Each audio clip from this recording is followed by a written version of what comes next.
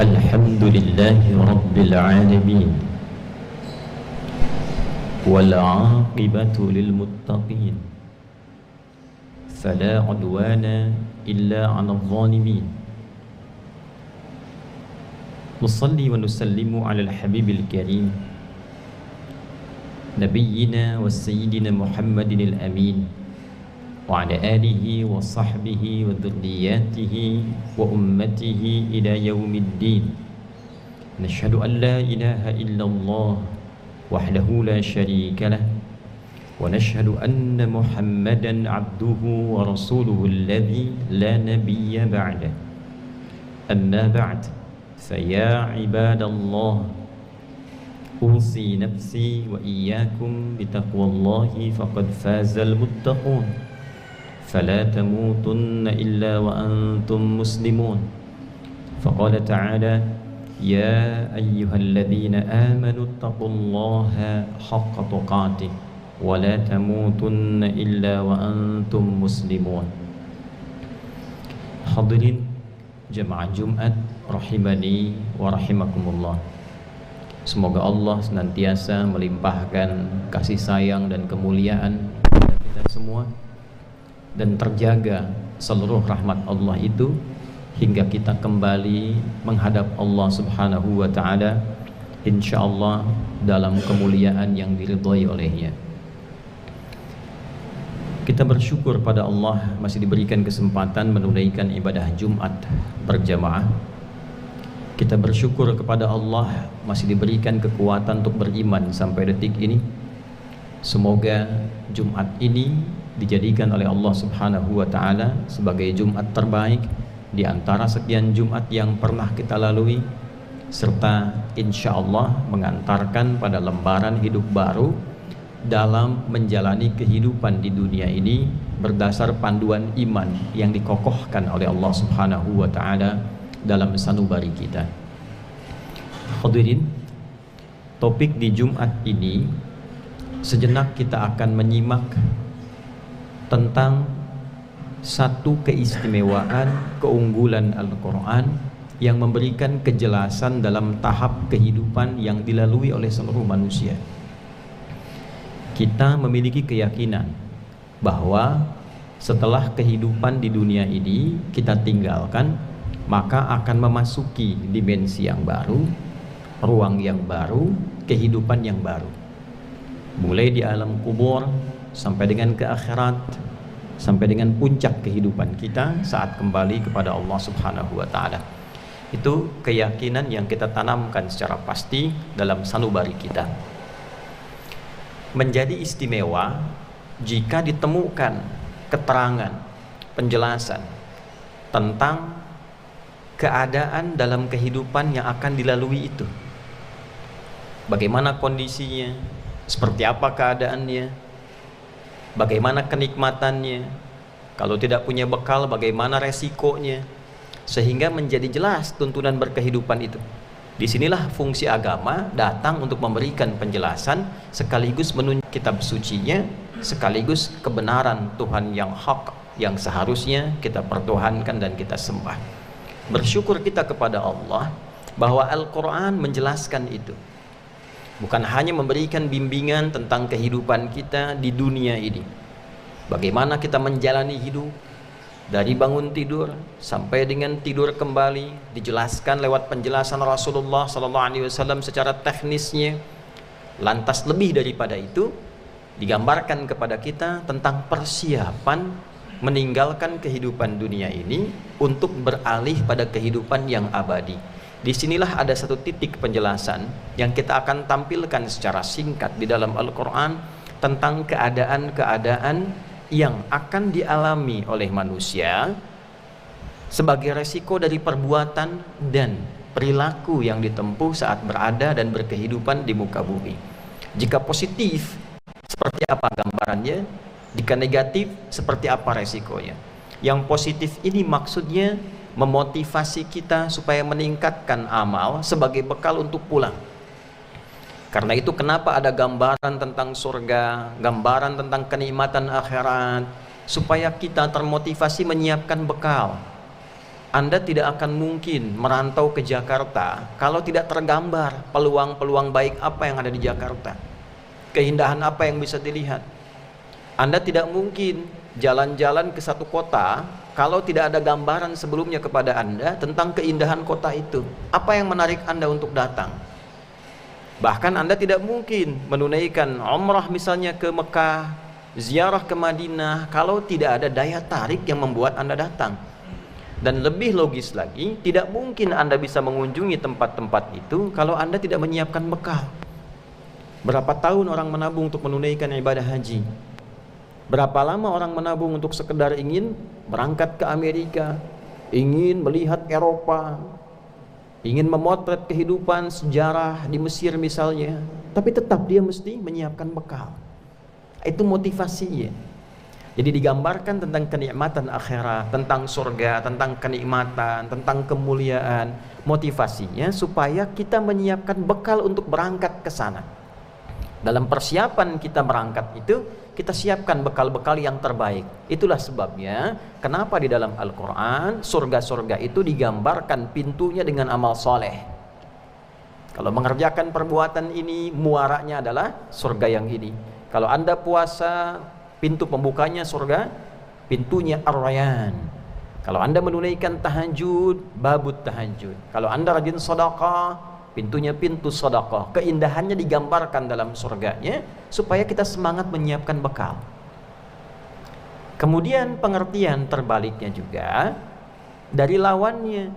Jika ditampilkan tentang keadaan neraka, tentang penduduknya, tentang ancamannya, tentang siksaannya, itu sebagai peringatan, warning kepada kita agar tidak terjebak dalam perbuatan negatif saat di dunia ini sehingga mencelakakan saat kembali ke akhirat. Itulah yang disebut basyiran wa nadhira. Di antara dua fungsi Nabi, memberi kabar gembira untuk menyiapkan bekal supaya kita bisa berpeluang dan berpotensi ke surga.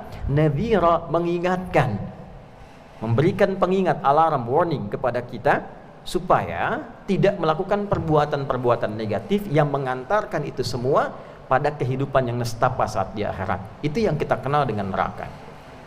Saudara, dalam Jumat ini kita akan mengambil satu cuplikan di dalam surah ke-74, surah Al-Mudaththir, tepatnya di ayat ke-42 sampai dengan ayat 47. Kita potret keterangan di ayat ini tentang curhatan penghuni neraka yang didialogkan kemudian menjawab pertanyaan dari penghuni surga, ashabal yamin, berdiskusi kenapa itu ada orang-orang kok celaka di akhiratnya. Padahal di dunianya kehidupannya begitu nyaman, mewah, sering kumpul-kumpul, ngobrol, kumpul dengan kawan, hidupnya nyaman, tenang, kelihatannya hebat-hebat. Kok bisa ada di sana? Nah, inilah yang kemudian menjadi kewaspadaan kita saat berkehidupan di dunia. Jangan sampai memiliki sifat-sifat demikian. Maka ditanya oleh para penghuni surga ini, ma salakakum fi saqar? Apa yang menyebabkan Anda bisa terjerumus, menggunakan kata salaka tuh? Ya. Salaka. Masuk, melewati, ya, satu jalan, satu pembuka yang berliku tiba-tiba hadir di tempatnya. Seperti kita menuntut ilmu, salaka man salaka tariqan yaltamisu fihi ilma. Ya, salaka itu menempuh secara bertahap gitu. Ada orang mengerjakan perbuatan di dunia secara bertahap mengantarkan dia ke neraka. Apa perbuatan-perbuatan yang bertahap ternyata mengantarkan seseorang kepada nestapa di akhirat sehingga masuk ke dalam neraka? Detil sekali diksi Al-Qur'annya. Tahapannya apa saja? Ma salakakum? Perbuatan apa yang mengantarkan Anda secara bertahap fi saqar, masuk ke dalam neraka ini? Saqar itu di antara sifat jahannam. Ya, sering orang menyebut dengan neraka saqar. Ya, punya sifat-sifat, nanti ada hutamah, ya, yang membakar sampai ke kedalaman. Ya, ada saqar, ada jahannam, ya, ada wail dan seterusnya. Itu sifat yang membakar, yang tidak memberikan toleransi, yang tidak berkeadilan. Jadi hukum Allah itu adil. Kalau perbuatan buruknya begini, hukumannya seperti ini. Kalau perbuatan kriminalnya itu A, hukumannya harus A juga. Tidak ada orang perbuatan kriminal A, hukumannya B. Adil. Surganya adil, nerakanya adil. Maka apa curhat mereka? Qalu lam naku minal musallin. Tolong garis bawahi ini betapa detil kalimat yang ditampilkan oleh Al-Quran. Qalu, mereka berkata, merespon itu. Ya, itu serempak. Ini menunjukkan ada perhimpunan, perkumpulan, yang perkumpulan ini menjadi komunitas saat di dunia ini. Dalam turunan ayat sebelumnya disebut mujrimin, ya, para kriminal. Siapa orang-orang yang bertindak kriminal ini? Mereka kemudian curhat. Qalu, mereka berkata, lam naku minal musallin. Ya, lamnya di situ menggunakan lam, menunjukkan bentuk masa lalu. Saat di dunia kami, nah adalah, adalan, adalam, itu berbeda. La menunjuk perbuatan kini, lan menunjuk perbuatan yang akan datang, tapi nafi sifatnya. Ya, lam menunjuk perbuatan masa lalu.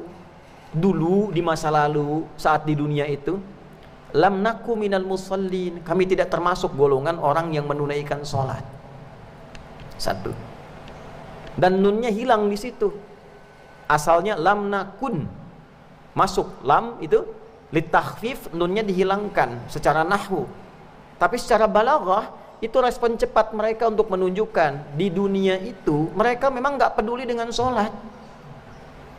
Kalau nunnya ada masih mikir, tapi kalau nunnya hilang itu menunjukkan bahwa saking tidak pedulinya abai dengan sholat, nggak peduli. Ya, jadi tidak hanya diartikan kami tidak menunaikan sholat saat di dunia. Orang-orang ini curhat mengatakan kami tidak pernah menunaikan sholat dan nggak peduli, nggak termasuk dalam golongan orang yang sholat. Jadi lihat orang sholat pun nggak peduli. Bukan hanya tidak menunaikan, tidak mengerjakan sholat. Ditampakkan oleh Allah hidayah orang ke masjid tidak tersentuh. Ditunjukkan orang-orang sholat, buka YouTube, tiba-tiba keluar pelajaran sholat, tidak peduli. Dan ada dua golongan di sini. Golongan pertama memang golongan yang tidak beriman sampai dia meninggal dan tidak menunaikan sholat. Karena itu tafsir para ulama dalam berbagai kitab tafsir menunjukkan bagian pertama ini. Orang-orang yang memang tidak beriman, orang-orang yang memang kufur dari imannya sehingga tidak menunaikan sholat dalam hidupnya. Orang tak beriman memang tak peduli dengan sholat karena tak ada iman dalam dirinya. Pertanyaan besarnya adalah bagaimana dengan orang yang mengaku beriman? Jangan-jangan dalam hidup ini ada orang mengaku beriman tapi juga tak peduli dengan sholat. Inilah yang ditampilkan dalam Al-Quran sebagai kewaspadaan. Jangan sampai dalam hidup ada orang mengaku beriman, saya juga Islam. Nah, kalau urusan dunia cepat mengatakan saya Islam juga kok, tapi nggak pernah sholat.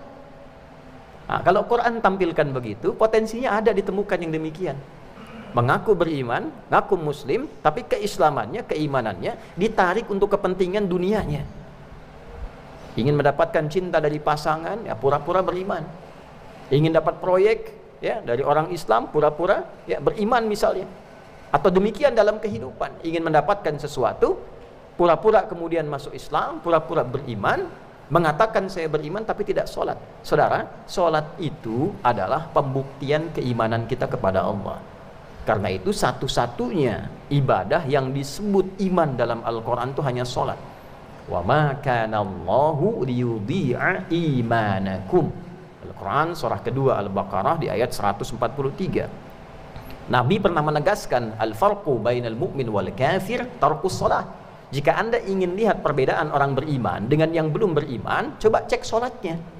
Kalau ada mengaku beriman tapi dia tidak menunaikan sholat, maka ditepikan imannya oleh Allah subhanahu wa ta'ala.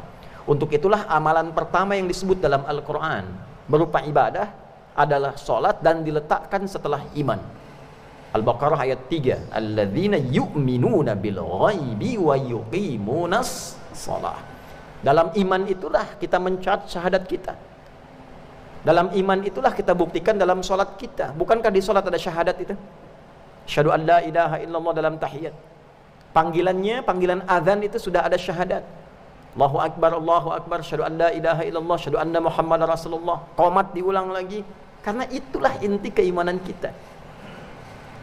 Dan sholat itu walaupun secara bahasa diartikan doa, tapi rangkaian katanya menunjuk sesuatu yang terkoneksi, seakar dengan kata silah. Artinya orang yang sholat itulah orang yang terkoneksi dengan Allah karena imannya. Jadi kalau Anda memahami bahwa ada orang-orang yang mengatakan saya beriman tapi tidak sholat, itu artinya dia belum terkoneksi dengan Allah. Bagaimana menginginkan surga sementara belum terkoneksi dengan Allah secara benar? Ini gambaran yang pertama. Ya, jadi kalau sifatnya jama', ada orang kumpul-kumpul, hati-hati. Anda punya anak, Anda punya kawan, mengaku beriman, tapi abai dengan sholat. Hati-hati dengan ayat ini. Kita ingatkan, cintai saudara kita minimal dengan doa, supaya jadi ahli sholat. Diamanahi anak tidak sholat, kumpul dengan orang-orang yang tidak sholat. Hati-hati. Menyekolahkan anak di tempat yang tidak pernah mengajarkan sholat. Hati-hati. Karena kalimatnya jamak bentuknya di sini. Qalu, mereka curhat. Nanti kita akan lihat rangkaian ayat setelahnya. Suka kumpul-kumpul, kumpulnya juga dengan orang-orang yang kriminal juga. Ada kriminal spiritual yang menipiskan iman, menghilangkan iman, itu kriminal spiritual. Ada kriminal sosial yang fisikal tuh, yang korupsi, yang nyogok, yang mencuri, ya, yang membegal, itu kriminal sosial, bentuknya fisikal. Ada kriminal spiritual, ya, yang menegasikan, mereduksi, bahkan menghilangkan iman itu. Hati-hati, cucu, anak, teman, pilih-pilih sekolah, pilih tempat bergaul. Anda bergaul dengan orang-orang yang benar dimanapun bertugas, karena pada akhirnya kita meninggal juga. Silahkan berteman dengan orang hebat, tidak dilarang. Tapi ingat, Anda meninggal dan pulang kepada Allah. Ya. Walam nakun nut'imul miskin. Hati-hati. Dan saat di dunia, kami ini nggak peduli dengan orang-orang miskin, nggak kasih makan orang miskin. Artinya orang-orang ini bukan orang biasa, kehidupannya mewah. Nanti kita pisahkan tuh, ada kehidupan orang biasa, sudah biasa nggak beriman, ada yang sudah fakir kriminal. Kalau ini orang senang kumpul-kumpul, rapat bareng, ngobrol bareng, harta ada, tapi nggak pernah mau berbagi. Diuji dengan harta, tidak mau berbagi. Diuji dengan sehat, tidak terkoneksi dengan Allah. Wa kunna nakhudu ma'al khaidin. Ini poinnya. Dan kami dulu senang kumpul-kumpul untuk bicara hal-hal yang negatif, untuk merumuskan proyek yang kotor. Kumpul-kumpul bicara maksiat, kumpul-kumpul merencanakan perbuatan buruk. Ya, berkomunitas untuk berbuat maksiat. Hati-hati, eranya sudah banyak sekarang ini. Bukan hanya offline, ada perkumpulan copet. Oh, sekarang naik levelnya perkumpulan koruptor. Bahkan sandinya sudah macam-macam tuh. Yang paling jahat tuh menggunakan sandi agama, ustadz dan pengajian. Ustadznya sudah datang, pengajian sudah siap. Yang dimaksud ustadz tuh uang korupsinya sudah tiba, sudah bisa diambil. Anda bayangkan, agama dipakai mainan untuk dibawa ke dalam ranah maksiat. Ini terjadi, saudara. Nah, ini orang-orang seperti ini, calon penghuni neraka jahanam dengan sifat sakar ini. Kalau dia tidak bertobat, maka kita doakan supaya Allah berikan hidayah, kembali hidupnya jadi baik. Islam itu selalu begitu. Sebelum rohnya sampai ke kerongkongan, selalu ada peluang untuk kembali menjadi orang soleh. Betapa banyak orang salah di muka bumi ini berubah menjadi soleh hanya memanfaatkan kesempatan yang sedikit dalam hidupnya. Sekarang berubah jadi online. Apa Anda kira yang menipu itu sendirian? Tidak. Ada yang ngedit, ada yang bagian marketingnya, ada desain grafisnya supaya menarik gitu. Itu kumpul-kumpul merencanakan perbuatan jahat itu, yang bikin hoax, ya. Kumpul-kumpul. Nah, sifatnya gampang. Kalau sudah ketemu begitu, pasti nggak sholat itu. Pasti nggak sholat, ya. Nah, kalau ada orang-orang begitu kelihatan masih sholat, itu munafik itu. Sama saja neraka juga. Munafik, orang kafir yang tidak beriman, itu satu tempat, nerakanya jahanam juga. An-Nisa nanti suratnya, surah keempat, ayatnya pindah, ayat 140. Waqad nazzala 'alaikum fil kitabi an idza sami'tum ayatillahi yukfaru biha wa yustahza'u biha fala taq'udu ma'ahum hatta yakhudu fi haditsin ghairi innakum idzam mithluhum innallaha jami'ul munafiqina wal kafirina fi jahannam jami'a. Telah tetap ketentuan dalam Al-Quran, kalau ditemukan ada orang suka plesetkan ayat-ayat Al-Quran, tuh dipotong-potong supaya diplesetkan maknanya. Orang bicara A ditampilkan B, kumpul bikin, ada yang ngeditnya, ada yang nampilkannya, ada yang nyampaikannya tuh, atau kumpul tuh ngolok-ngolok orang. Sekarang bikin kita dapatkan konten hanya untuk ngolok-ngolok ulama, hanya untuk cari-cari kesalahan orang pemuka agama misalnya. Itu di Quran tuh ditampilkan. Atau juga dalam kehidupan, ya, politik antar lawan politik, saling menjatuhkan dengan membuat sesuatu yang kotor, yang buruk, sama. Wa kunna nakhudhu ma'al khaidin. Kalau kumpul-kumpul sifatnya kelihatan. Nah, kalau yang An-Nisa itu minimal sholat dia kelihatan sholat, tapi sholatnya nggak pernah khusyuk. Kalau zikir sedikit. Kalau yang ini nggak pernah sholat, senangnya kumpul, berbuat kriminal, di dunia merencanakan kejahatan dan tidak tobat. Hatta atanal yaqin. Tahu dari mana tidak tobat? Perbuatan itu berlangsung sampai mereka meninggal.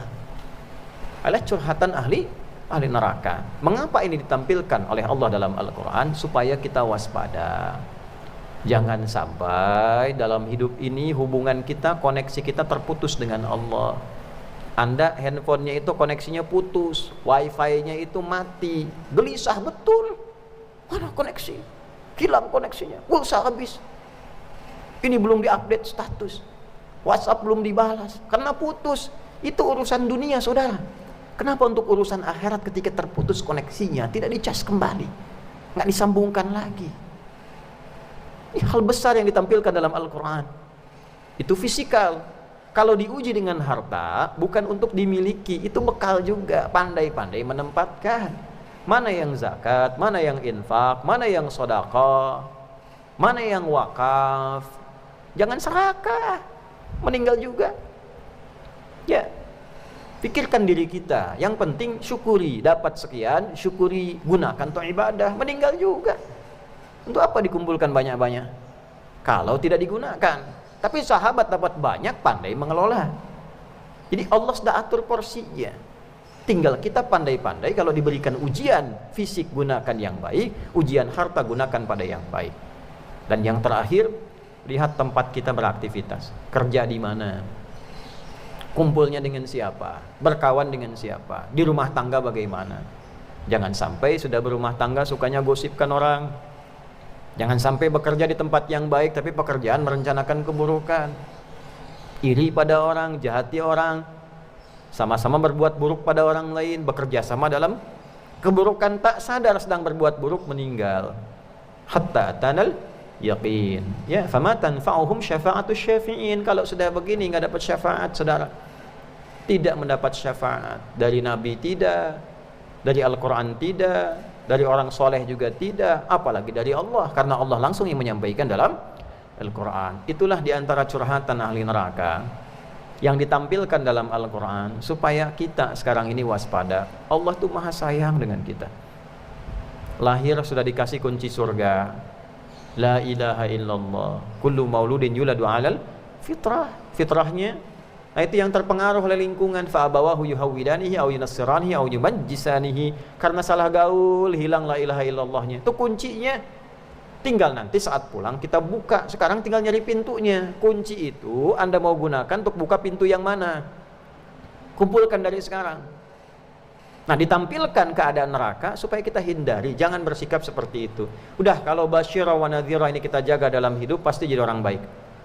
Pasti dia orang baik. Itulah fungsinya surga dan neraka. Ya, pada puncaknya semua kembali kepada Allah. Allah nggak ciptakan surga pun, nggak ciptakan neraka pun, cukup kita jadi hamba bersyukur. Kenapa? Karena kita punya Tuhan yang hak. Karena kita punya Tuhan yang hak. Hadirin, itulah hal yang ingin diutarakan dalam khutbah Jumat ini, karena dinamika sosial yang kita hadapi sekarang berbeda. Keadaannya tidak sama dengan di masa-masa lalu. Perubahannya sedemikian cepat. Informasi cepat hadir di tangan kita, masuk ke saku kita. Jangan cepat-cepat merespon sesuatu yang tidak penting. Min husni islamil mar'i tarkuhu ma la ya'ni. Tanda baiknya seseorang dengan keislamannya itu meninggalkan segala yang tidak penting. Hal tidak penting, ikut komen, bersekutu dalam keburukan, tak sadar sama-sama menghujat, dosa, hilang pahala. Ya. Karena itu kita bermohon pada Allah Subhanahu wa taala. Semoga walaupun singkat kita bahas di Jumat ini, Allah menjaga kita dari perbuatan-perbuatan yang dapat meruntuhkan kehormatan kita di dunia dan berpotensi menistakan siapapun saat kembali kepada Allah di akhirat kelak. Semoga Allah melindungi kita, menjaga kita, menjadikan kita orang-orang baik sehingga bermanfaat untuk diri kita, keluarga, dan masyarakat serta bangsa dan negara yang kita cintai, Indonesia yang kita harapkan diridhoi oleh Allah Subhanahu wa taala. Barakallahu li wa lakum fil Qur'anil azim wa nafa'ani wa iyyakum bima fihi minal ayati wa dzikril hakim wa taqabbala minni wa minkum tilawatahu innahu huwas samiul alim. Ud'ullaha yastajib lana wa lakum jami'an.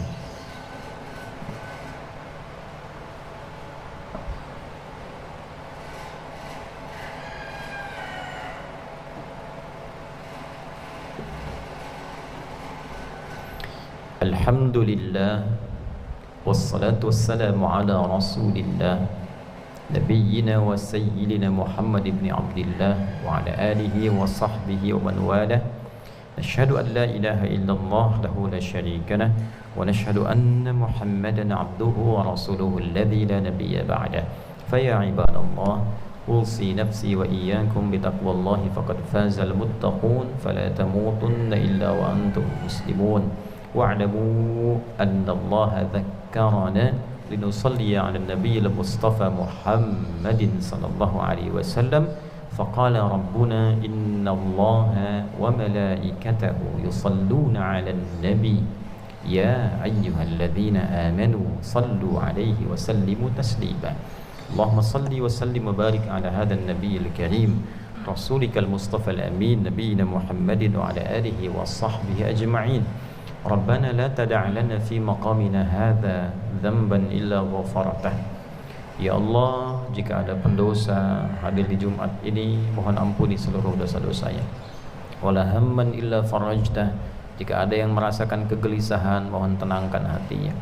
Wala dainan illa qadaitah, jika ada yang terlilit oleh utang piutang, limpahkan rezeki kepadanya untuk melunasi utangnya. Wala maridan illa syafaitah, jika ada yang sakit, mohon sembuhkan dan angkat penyakitnya.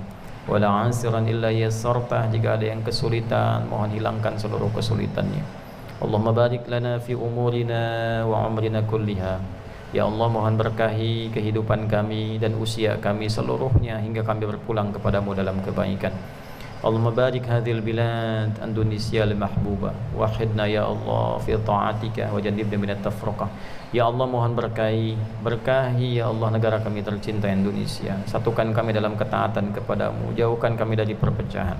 Wahdi umara'ana wa ru'asa'ana liyahtadu ilaika ya Allah wa yukhaffifu hisabahum yawmal qiyamah. Dan mohon berikan bimbingan hidayahmu kepada para pemimpin kami di semua level kehidupan berbangsa bernegara, agar bersikap adil hingga meringankan hisab mereka saat kembali kepadamu di hari kiamat. Wahfad ulama'ana waj'alhum mukhlasin lakad-din. Dan mohon jaga, lindungi dan berikan hidayah pada ulama kami supaya ikhlas dalam berdakwah, mencerahkan umat, menyatukan dalam kebaikan yang Kau ridai. Allahumma barik hadil madrasah madrasatu akhyar wa ma'hadu hamira ya arhamar rahimin wa barik lana ya Allah fi jam'iyatina mubarakatan kama barakta ibadaka salihin bi amalihim ya arhamar rahimin. Ya Allah, mohon berkahi dan jadikan amal saleh sekolah ini, pesantren kami, ya Allah, yayasan kami dan semua yang terlibat di dalamnya, satukan dalam kemuliaan dan kebaikan. Jadikan jariah bagi kami saat kembali kepadamu dalam hisab ya arhamar rahimin.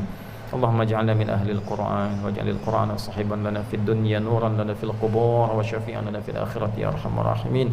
Rabbana atina fid dunya hasanah fil akhirati hasanatan wa qina adzaban nar. Wa sallallahu ala sayyidina Muhammad wa ala alihi wa sahbihi ajma'in. Wa akhiru da'wana subhanakallahumma rabbana wa bihamdika nashhadu an la ilaha illa anta nastaghfiruka wa natubu ilaik. Walhamdulillahi rabbil alamin. Ibadallah, innallaha ya'muru bil 'adli wal ihsan wa ita'i dzil qurba wa yanha 'anil fahsya'i wal munkari wal baghi ya'izukum la'allakum tadhakkarun wa la dzikrullahi akbar wallahu ya'lamu ma tasna'un. Aqimus shalah yarhamukumullah. Allahu Akbar, Allahu Akbar.